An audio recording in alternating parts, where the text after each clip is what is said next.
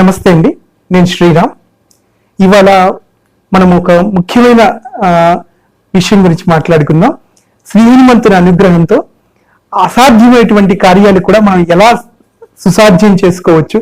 మన జీవితంలో ఇవి జరగవు, ఇవి తప్పకుండా ఇది అసాధ్యం, మనం సాధించలేము, ఇవి మనం ఎప్పటికీ పొందలేమేమో అనుకున్నటువంటివి కూడా ఎలా పొందవచ్చు, అది అత్యంత సులువుగా శ్రీ హనుమంతుని అనుగ్రహంతో ఎలా సాధించవచ్చో మనం తెలుసుకుందాం. మనము శ్రీ హనుమంతుని ప్రార్థనతో మనం ప్రారంభించుకుందాం. ఆంజనేయం మహావీరం బ్రహ్మ విష్ణు శివాత్మికం తరుణార్క ప్రభం శాంతం రామదూతం నమామ్యహం. శ్రీ హనుమంతుని ప్రార్థనతో ఇక్కడ ఎట్లా స్వామి ఈ అసాధ్యమైనటువంటి కార్యాలు ఎలా మనము ఎంతో కష్టపడుతూ ఉంటాం, మనం ఎంతో ప్లానింగ్ చేసుకుంటూ ఉంటాం, కొన్ని కార్యాలు ముందుకెళ్ళవు.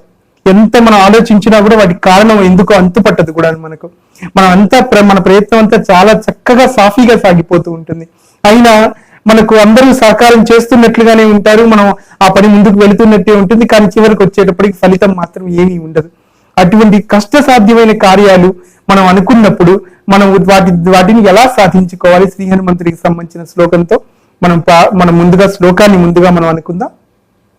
అసాధ్య సాధక స్వామి అసాధ్యం తవ కిం వదా రామదూత కృపా సింధో మత్కార్యం సాధయ ప్రభో.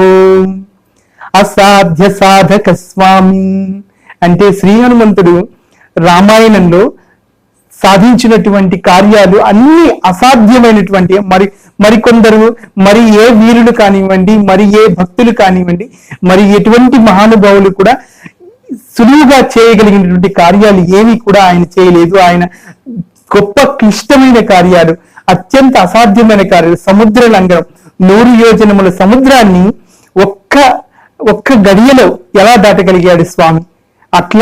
అటువంటి మహాకార్యాలు స్వామి సాధించాడు. అట్లానే ఇటువంటి కార్యాలు సాధించినప్పుడు అటువంటి కార్యాలు సాధించిన స్వామి అసాధ్యం తవ కిం వదా, ఇటువంటి గొప్ప అసాధ్యమైనటువంటి కార్యక్రమం సాధించిన వాడవు స్వామి నువ్వు, నీకు అసాధ్యమైనటువంటిది ఏదైనా ఉందా? ఇక్కడ కేవలం వీరత్వం గురించి కాదండి, ఆయన మహానుభావుడు, పరమేశ్వరుడు పుత్రుడు, ఆయన శంకరతనయుడు, ఆయన సాధించలేనిది ఏదీ లేదు. అట్లాగే శ్రీరామానుగ్రహం సంపూర్ణంగా ఉన్నవాడు, శ్రీరామ భక్తి పరాయణుడు, ఆయన శ్రీరామ సదా చేయడం వల్ల వచ్చినటువంటి విశేషమైన శక్తితో ఆయన సాధించలేని కార్యం అంటూ ఏమీ లేదు. అటువంటి స్వామి కూడాను అసాధ్యం తవ కిం వదా, స్వామి నువ్వు మహావీరుడవు. మన స్వామిని ఏమంటాం? ఆంజనేయం మహావీరం బ్రహ్మ విష్ణు శివాత్మకం. మనం ప్రార్థన శ్లోకంలోనే ఇందాక అనుకున్నాం. ఆంజనేయం అంటూనే అసలు ఆంజనేయం అన్న పదంలోనే ఆయన యొక్క బలం తెలిసిపోతోంది. అంజనాదేవికి పుత్రుడవు స్వామి నువ్వు, అంజనాదేవి తనయుడవు, అందుకే ఆంజనేయుడవు. అసలు అంజనాదేవి బలం గురించి చెప్పాలి. అంజనాదేవి పాలు తాగడం వల్ల స్వామికి ఎంత బలం వచ్చిందో దీనికి సంబంధించిన విశేషమైన కథ కూడా ఉంటుంది మనకు. శ్రీరామచంద్రమూర్తి సమక్షంలోనే స్వామి ఇంత శక్తి ఎక్కడి నుంచి వచ్చింది హనుమంతుడికి అంటే, రామచంద్రమూర్తికి అంజనాదేవి స్వయంగా చెప్తుంది, నా స్తన్యం తాగాడు కాబట్టి హనుమంతుడు సాధించలేని కార్యం ఏమీ లేదు అన్నట్లుగా చెప్తుంది అనమాట. అటువంటి ఆంజనేయుడు మహావీరం స్వామి, మనమే అంటున్నాం మహావీరం, అంత గొప్ప వీరుడు ఇక లేనే లేడు అంటూ, అంత మహావీరుల్లో ఆయన ఒక్కడు. అటువంటి మహావీరుడు అయినా అంతకన్నా ఎక్కువ భగవత్ కృప ఉన్నవాడు, సాక్షాత్తు సగుణ పరబ్రహ్మ స్వరూపమైనటువంటి శ్రీరామచంద్రమూర్తికి బంటు, ఆయన శ్రీరామచంద్రమూర్తికి ప్రియమైన వాడు, ఆయన భక్తాగ్రగణ్యుడు, ఆయన నామస్మరణలో నిత్యం మునిగి తేలేటువంటి వాడు, పరబ్రహ్మ స్వరూపుడు, ఆయన సాధించలేని కార్యం ఏదీ లేదు. అటువంటి స్వామి అసాధ్యం తవ కిం వదా, ఇటువంటి అసాధ్యమైన కార్యక్రమంలో సముద్ర లంఘనంతో పాటు రావణాసుర యుద్ధంలో ఎన్నో మహత్కార్యాలు చేసేటువంటి అటువంటి స్వామి ఆయన సాధించలేనటువంటి ఏ కార్యం లేదు కాబట్టి నీకు అసాధ్యమైనటువంటి పని ఏదీ లేదు స్వామి. మళ్ళీ స్వామి రెండో వాక్యంలో మనం ఇట్లా అడుగుతున్నాం, రామదూత కృపా సింధో మత్కార్యం సాధయ ప్రభో. ఇక్కడ రామదూతవు నువ్వు, ఆయనకి రామనామం చెప్పకుండా మరి ఇంకేం చెప్పినా కూడా ఆయన సంతోషపడే అవకాశమే లేదండి. మీరు ఆంజనేయుడు అనండి, మహావీరుడు అనండి, ఇంకొకటి అనండి, మీరు రామదూత అంటే తప్ప ఆయనకి సంతోషం ఉండదు. ఆయన రామదూత అని ఎప్పుడైతే అన్నాడో ఆయన పొంగిపోతాడు స్వామి. నేను రాముడి దూతను. ఇక్కడ రామదూత అన్నప్పుడల్లా సంతోషపడేది ఆయన ఒక్కడే కాదని అక్కడ సీతాదేవి శ్రీరామచంద్రమూర్తి ఇద్దరు సంతోషపడిపోతారు. ఎందుకంటే ఈయన చేసిన దూత కార్యక్రమం ఏదైతే ఉందో అది ఇద్దరు ఆ ఆది దంపతులైనటువంటి సీతాదేవిని ఇక్కడ రామచంద్రమూర్తిని ఇద్దరికి సంతోషాన్ని కలిగించింది. అంటే రామచంద్రమూర్తికి సీతాదేవికి ఇద్దరికి సంతోషాన్ని కలిగించిన వాడవడం చేత ఈ రామదూత అన్న నామం అంటే స్వామికి ఎంతో ఇష్టం. రామదూత కృపా సింధో, స్వామి నువ్వు రామదూతవి, అంతకు మించి కృపా సింధువి, దయా సముద్రుడివి, నువ్వు దయాంబుదివి, నువ్వు ఎంతో దయగల వాడవు, దయాల వాడువు అని చెప్పి స్వామికి చెప్తూ రామదూత కృపా సింధో మత్కార్యం సాధయ ప్రభు, స్వామి నా కార్యం సాధించి పెట్టు. అంటే నేను ప్రయత్నం చేస్తూనే ఉన్నాను, కానీ నీ తోడు ఉంటే ఈ కార్యం అత్యంత త్వరగా అత్యంత శీఘ్రంగా కూడా ఈ కార్యక్రమం అవుతుంది.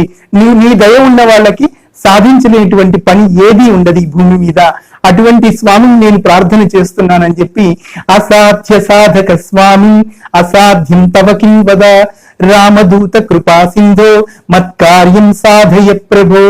ఈ శ్లోకాన్ని 108 సార్లు మీరు ఏదైతే కార్యక్రమం అనుకుంటున్నారో, ఏ కార్యక్రమానికి అనుకోకుండా విఘ్నాలు కలుగుతున్నాయో, ఏ కార్యక్రమాన్ని మీరు పదే పదే ప్రయత్నం చేసి కూడా సాధించలేకపోతున్నారో, గొప్ప గొప్ప లక్ష్యాలు పెట్టుకున్నారో, ఆ లక్ష్యాలకి తగినంత శ్రమ చేస్తూ ఉన్నా ఎక్కడ మీ ఆత్మవిశ్వాసం కొంచెం కొన్నిసార్లు తగ్గిందనిపిస్తుందో, ఆత్మవిశ్వాసం తగ్గినప్పుడే భగవంతుడి పరమాత్మ విశ్వాసం తీసుకోవాలి. మనకు 2 విశ్వాసాలు ఉంటాయి మన ఆశ్ర ధర్మంలో, ఒకటి ఆత్మవిశ్వాసము, 2 పరమాత్మ విశ్వాసం.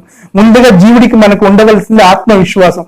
మనం ఏదైనా సాధించగలుగుతామన్న ఆ సంకల్పము, ఆ దృఢమైనటువంటి నమ్మకం మన మీద మనకు ఉండడం ఆత్మవిశ్వాసం. అయితే ఈ ఆత్మవిశ్వాసంతో పాటుగా నాకు భగవంతుడు తోడున్నాడు, పరమాత్మ నా కార్యాన్ని సఫలం చేసి పెడతాడు, నేను అనుకున్న పని తప్పకుండా ఆయన నాకు సహాయం చేస్తాడు అన్న విశ్వాసం ఏదైతుందో అది మనకు 1000 బలాన్ని ఇస్తుంది.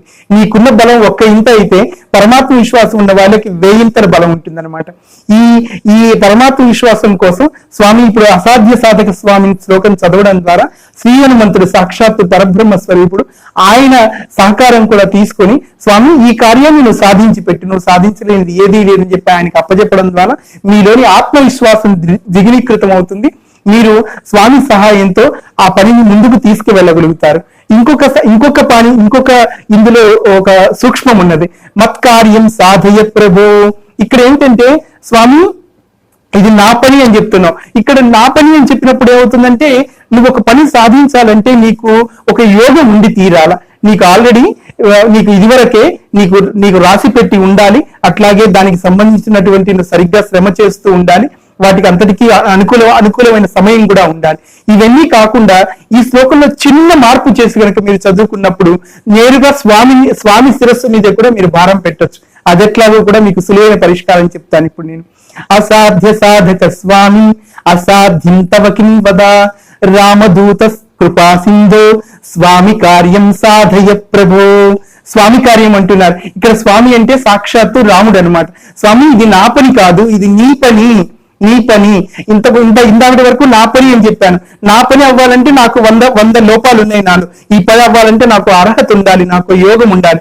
అందువల్ల ఇది నాకు ఇవ్వాలా లేదా అని సంశయిస్తున్నాము. అట్లా కాదు స్వామి, ఇది నీ పని, ఇది నీ శిరస్సు మీదే పెడుతున్నాను, భారం అంతా నీ మీదే పెడుతున్నాను అని చెప్పేసి స్వామి మీద భారం పెట్టడం చేత అసాధ్య సాధక స్వామి అసాధ్యం తవ కిం వద రామదూత కృపా సింధో స్వామి కార్యం సాధయ ప్రభో.